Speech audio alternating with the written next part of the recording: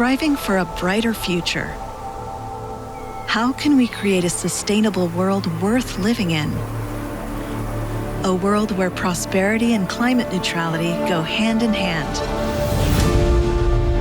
To turn this into a living reality, we focus on electrification, networking, and automation across all sectors.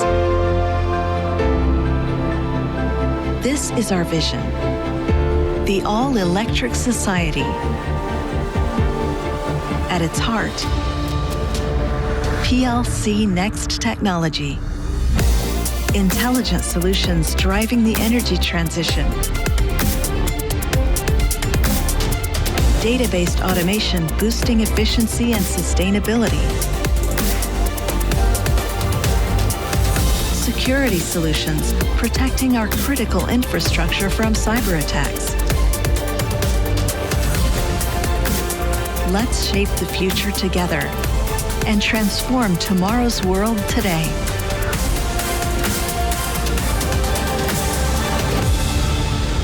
Let's create impact now. Hello and welcome. My name is Markus Zimmermann. I'm happy to see you all. For us at Phoenix Contact, automation technology is the key to a thriving world for all. And this is precisely why my colleagues and I are giving you an insight into innovative automation solutions for sustainable and economical future things. In the next 20 minutes, we will take you through our stories of innovation.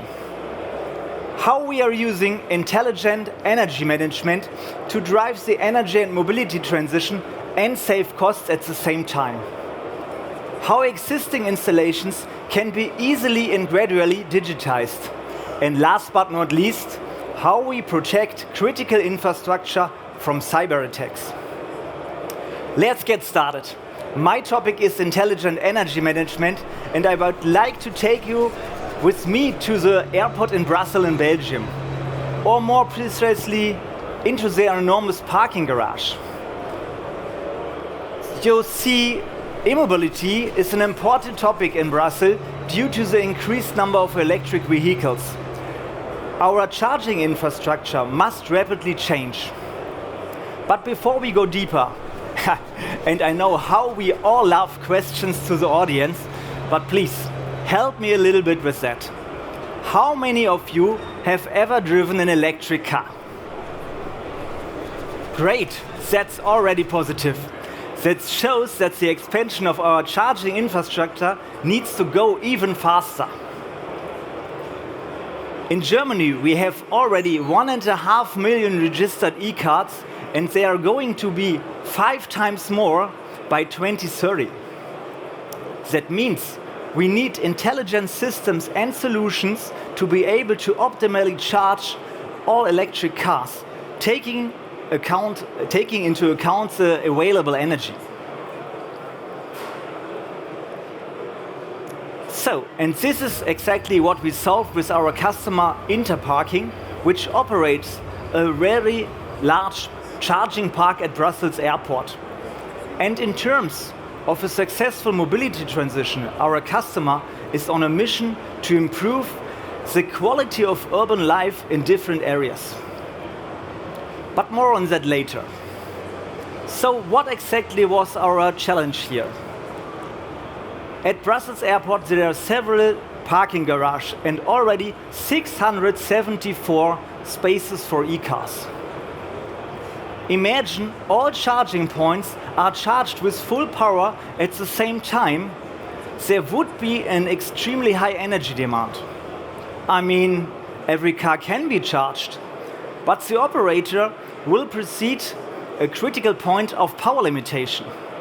In that case, the grid operator will charge a lot of money for the power you use over the limit.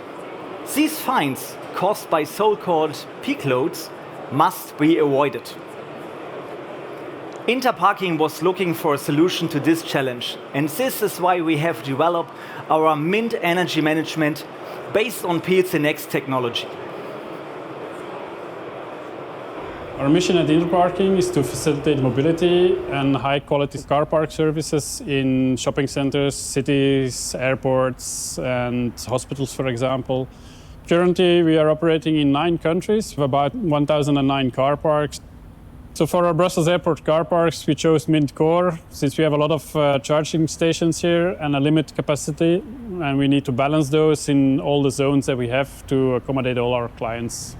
To begin with this project, we did a deep dive within the electrical infrastructure and to get to know the energy uses here on site.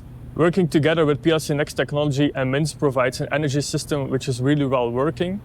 PLCnext technology, open modular design, ensures flexibility and scalability, while Mint provides an excellent management system which processes data in real time with advanced analytics. During this project, we did a very good collaboration with Interparking's team to make sure that they are well informed about their new EMS system and how to understand the behavior of the car parking. As we have just heard, we use an intelligent energy management called Mint, based on the open automation platform PLCnext technology. This enables us to maximize the energy consumption while ensuring that the grid operator does not charge more than the absolute minimal additional cost due to peak loads. That means that we supply the charging stations with energy only when it's really needed. What does really needed means? It's no longer about charging the car as quickly as possible. It depends on the actual demand for energy. Our solution is a system what manages 674 charging stations in a coordinated manner. Energy distribution is coordinated centrally via one network. If there more energy is needed, and as the electrical fuse on site can handle, PLCnext control will automatically protect the fuse by orchestrating which charging station gets what amount for energy. This way, the energy management protects the fuse and ensures the process continuity. What are the actual benefits? The available energy is intelligently orchestrated so that every car can be charged without generating peak loads or additional costs.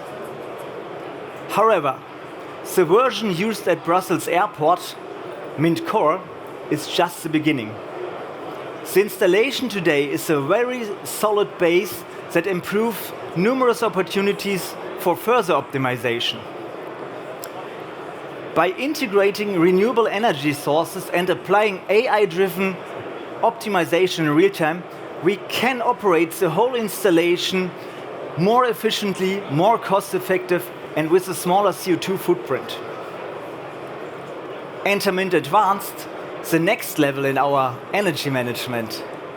Not only does it make sure that every car can be charged in time without blowing the fuse, it goes further, a lot further.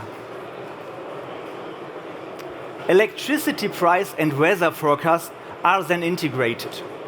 The energy management then decides independently in the interest of the operator.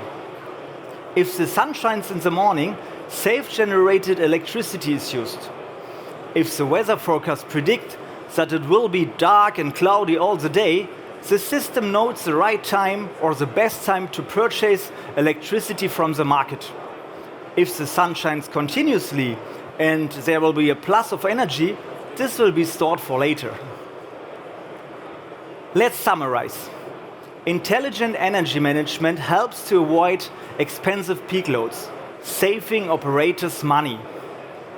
In our specific case, load management for over 600 charging stations at Brussels Airport. You could compare Mint with the conductor of an orchestra. Without the conductor, there's chaos and inefficiency.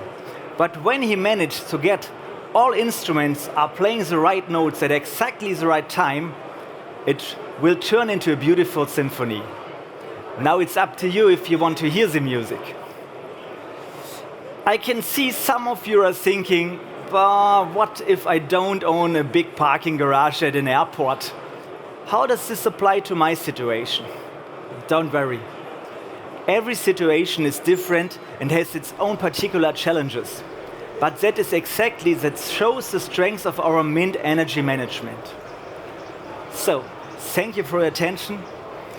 Our colleague Dominic is over there in the workshop area, and he's looking forward to talk about your own projects, other use cases, and achieving decarbonization goals. I will now hand over to my colleague Martin, who will show you a very interesting application of the production process. It's about data, efficiency, and sustainability.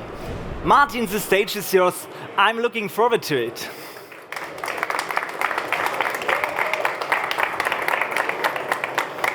Thank you, Marcus. Use data to make better decisions and easily achieve meaningful results. My name is Martin Bors, and I'm a technical specialist for PLCnext technology at Phoenix Contact.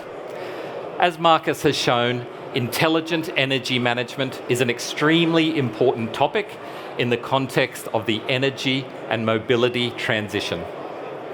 I think one thing has become clear. We can create a sustainable future with automation technology. Before I start, I'd like you to do something. Close your eyes for a moment and imagine a sustainable world. A world that's worth living in, but a world where there's always enough energy available. Do you see wind turbines? Maybe you see fields of solar panels. Yes, but let's face it, we can't fully meet our future energy needs from renewable sources alone. They are only part of the solution. The bigger lever lies in optimizing our energy consumption, and we already have that lever in our hands today. More efficiency from existing plants based on data. That's what I want to talk to you about. Every optimization step begins with visibility of consumption data. Once you have that data, you can use it to develop process optimization measures. This allows us to increase productivity and at the same time to reduce costs and energy consumption and CO2 emissions. But how can we collect this important data from existing plants and during ongoing operation? I'll answer that question with a real-world example. Let's look at Phoenix Contact's production facility in Bad Pyrmont. This is where we manufacture products for automation and components for safety and security. Step by step, we have digitalized our production to become more efficient and sustainable. When digitalizing the factory, of course, we couldn't start from scratch. We had existing plant infrastructure. So the question is, how did we retrofit digitalization to a system without invalidating the existing approvals and CE certification? Quite simply, with the data collection box. Let's hear from my colleague, Tom Hammerbacher. The centerpiece of our data collection box is the PLCnext control. This enables us to collect many signals. And with these light barrier signals that we collect here on this system, we can easily trace the production steps. Of course, we would also do this by other means, but in this case, we would have to change the control project, and then the system loses its CE marking.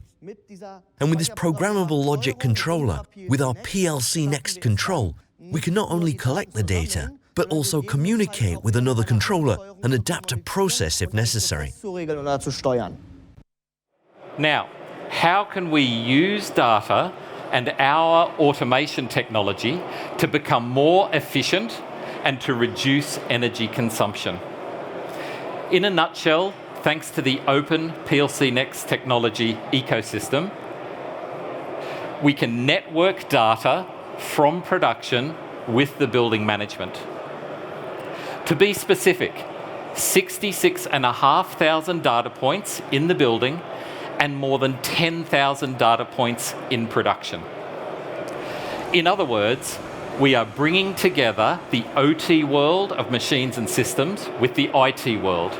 And we're using digital twins to drive forward the comprehensive networking of the factory and the infrastructure. Let's ask two of my colleagues in Bad Pyrmont, what are the actual day-to-day benefits of connecting production with facilities management? We control everything here. Ventilation systems, air conditioning, elevators, and we collect all the data via the building management system and automatically control and regulate our infrastructure behind it. If we know what is currently pending in production in terms of systems and orders, which systems are running, we can intelligently control our infrastructure. Here's an interesting example that we have. We had planned extra work on a Saturday. This means that facility management provided all the infrastructure for drying the plastics. But the shift itself was cancelled due to illness. But they didn't manage to switch the infrastructure off before the weekend. And after 2 hours, the building automatically realized that no production was taking place here. With this intelligently automated process, we independently reduced the energy again, and were thus able to save 400 kilowatt hours of electricity, which corresponds to a quarter of the annual consumption of a detached house. Those are significant savings, right? Greater efficiency helps us financially, but also in terms of sustainability. On the one hand, we reduce operating costs by 50%, and on the other hand, we are reducing CO2 emissions at the site by around 70%. Wow. This shows that we should not see sustainability and CO2 reduction simply as an obligation. For us, it was also an important driver for innovation. Here is my colleague Till Patenta, our Vice President, Operations and Sustainability. We are continuously working on saving CO2, optimizing energy consumption and energy efficiency. And it is precisely this different view of not just looking at it from a cost and energy perspective once again, but also looking at sustainability, i.e. CO2 consumption, that has consequently meant that we have also opened up new doors to unlock efficiency potential. So we've seen that by collecting data during operation and then networking and automating the process and the building, we are leveraging the potential for greater efficiency and sustainability. We do this step by step. And we can also do this for you. We make it easy for you to get started. No large initial investment, just continuous progress towards digitalization, automation, and networking. We support you on your journey towards a digital and connected future. After the show, please come along to our deep dive sessions or to our workshop area, where we'd be delighted to answer all of your questions in more detail. But we can't talk about digitalization without also discussing cybersecurity, because we need to reliably protect our data and our systems. How do we do that? Well, my colleague Harris Giannopoulos will show you now. Harris.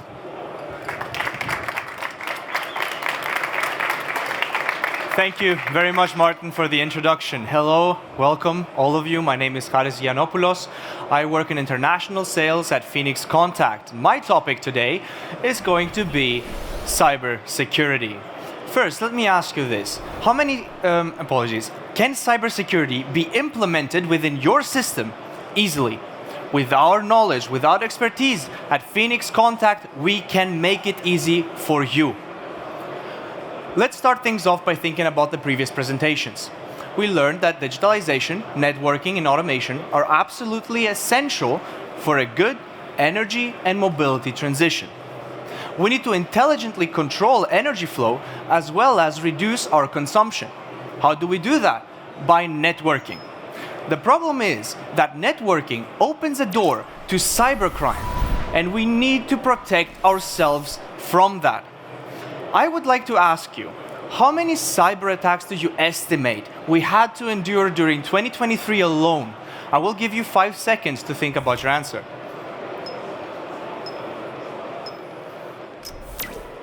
in the 5 seconds time I gave you, I'm sad to say that we had 65 attacks. I'm not talking about 65 attacks in total. I'm talking about 65 attacks in 5 seconds. A total of 420 million attacks in the whole year. The number is way too high. We're hearing about cyber attacks even more and more going forward from everywhere around the globe. Just last month, we heard about a cyber attack on the largest water supplier in all of the US American waterworks. Maybe you yourselves have been affected somehow by this. Cybersecurity is here to raise awareness that cybercrime needs to be stopped in all areas, from manufacturing to production, and critical infrastructure included. So, staying on the topic of critical infrastructure, how do we protect our water and energy supplies from cybercrime? Nothing should fail just because a cyber attacker decided to strike at that point in time into your system. On exactly this topic, we are working with our partner, WVV Rhein-Wupper, a water utility supplier based in Wermelskirchen, Germany. I would like to draw your attention to see what's going on in North Rhine-Westphalia. Behind me, you can see the big Duntersperre. It was built as a drinking water reservoir, and this is where we get our raw water for drinking water treatment. The Water Supply Association supplies 140,000 inhabitants from 9 towns and communities with drinking water over an area of about 320 square kilometers, with 110 kilometers of pipeline network. Cyber attacks could disrupt our supply security. System failures would prevent us from providing our citizens with the quality and quantity of drinking water they are used to. Cybersecurity was previously given little consideration in our plant. We implemented a new control system with Phoenix Contact, and the question of remote access arose. This was already present in the existing network, but it had never really been secured. So we had to take action, or we took action and looked for a partner, which in this case was Phoenix Contact. Exactly. So in simple terms, the water plant needed a system to protect all of the OT infrastructure based in it. The plant manager needed to find a way to fulfill the standard for water and wastewater security. In Germany, it's the B3SWA. How does Phoenix fit into this? I would like to show you how we developed such a solution in 4 simple phases. I will be using this diagram to do so. Step 1 would be to analyze the current state of security within the company and compare it to the standard we want to achieve, our target. In this case, fulfilling the requirements for B3SWA. 2 would be to actually develop a special measure cut to the needs of that company, implement it, and document the process it takes us. Why do we need to document it though? Well, in phase 3, which we're currently doing with our partner WVV, we need to use that documentation to achieve audit, so to say, the certification through an audit. Phase 4. At the end of the whole process, we are going to cyclically be checking all the systems and maintain them throughout all of the operational phase. Let's see what we did with WVV in this exact time. Terrible idea. At the end of the day, this is cybersecurity. Publicizing security assets to anyone in public is a huge threat to your own security. You're handing over the keys to your security system to any potential attackers out there, which is why we're trying to raise awareness. Cybercrime is not only limited to your networking, it also extends further beyond to the individual level, which is why a big part of the solution we implemented was to train every single employee of WVV. Since I can't give you exact details, let me at least try to paint you a picture, so to say a rough sketch of what we did. Cybersecurity works in layers. We need to either stop the attack in general or limit the effects it has on us. That is what we call a defense in depth. How do we achieve such a thing? First things first, we ensure that the access to your system is secured from the internet. By using our mGuard Secure Cloud infrastructure, we then enable secure remote access. or managed switches and firewalls segment your network into isolated areas to protect and limit the effect of an attack. Our, according to IEC 62443 products, then enable functions such as a secure user management or a secure network communication. Last but not least, of course, our update and patch management ensure that your system and our product is always up to date on security standards. So, what does WVV gain from this? We went through the whole process, but what's the actual benefit? The company is protected, the supply is protected. What about the employees who now have to live with these guidelines? They have their own benefit. Let's see exactly how. The benefits I see in the remote maintenance area are that we can provide secure access for external companies, but also that our employees can actually work from home, as is planned later, and in some cases also be on call, so that they always have secure access to the system. The advantages of implementing the system with Phoenix Contact were clearly the technical competence and expert knowledge. This was something we benefited from, and something we could not provide to the same extent in-house.